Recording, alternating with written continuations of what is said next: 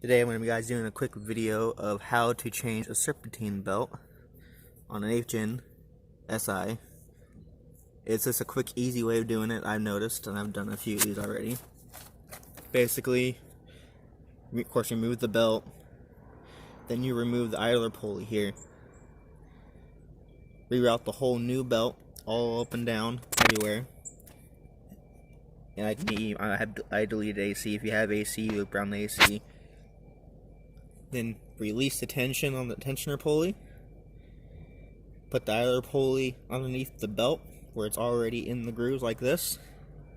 Pull it up, pop it onto the bracket. That'll sit on the bracket and you just bolt it down. And boom, you're done.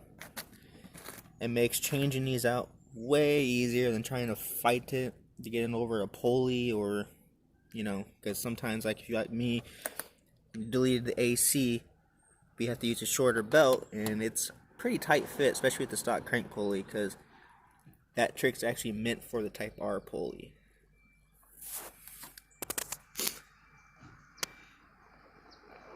Like and subscribe if you guys like the video. Tell me what I could do different, better.